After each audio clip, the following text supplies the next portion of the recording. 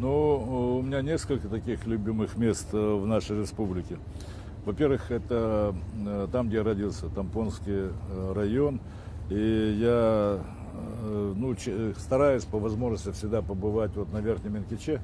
Это место, где начинала работать геологом моя мама, и откуда она поехала, собственно говоря, меня рожать в Хандыгу. Так.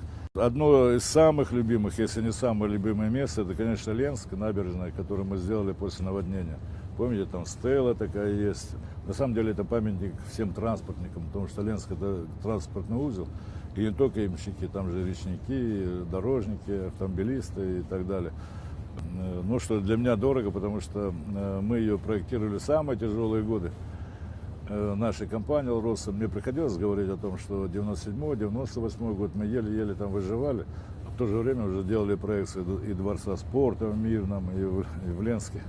Значит, Стелла это и так далее.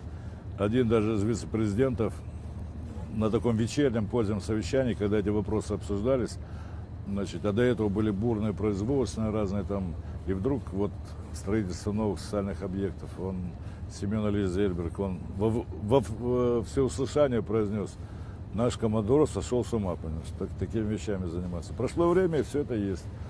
Ну и кроме того, для меня, конечно, такое важное душевное место – это город Удачный, где я начинал работать, где родилась семья моя, где двое дочерей моих родились, где я провел, может быть, самые интересные свои производственные годы в молодости, начиная работать мастером на стройке и так далее. Вот эти, я бы сказал, самые такие, важные, что ли, для меня места. А так и в Якутске есть такие уголки, куда хочется прийти.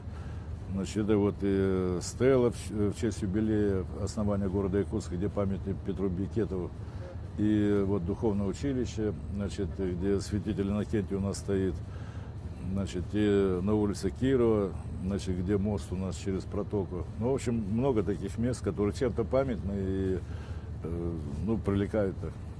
То есть Якутию вы считаете родиной? Ну, конечно, а как же. Мои предки, одни из самых коренных жителей Приморского края, мой прадед уже родился в Приморье. Они были переселенцы, значит, из Центральной России, потому что еще задолго до реформ Столыпина земли не хватало, жребий в деревнях бросали, кому-то надо было ехать. Вот они 3 года туда добирались. Это село Хароль Приморского края, и как бы там наш род обосновался по материнской линии.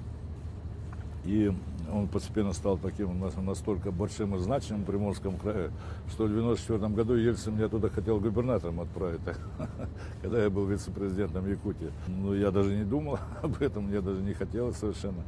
Хотя, конечно, я люблю там бывать, и там мои предки похоронены по линии мамы, и поэтому я, конечно же, и тем более мне повезло в жизни, я застал в живых и прадед, свою прабабушку, знал их образ жизни, образ мыслей. Значит, и вообще, как бы это для меня, конечно, тоже дорогие и важные места.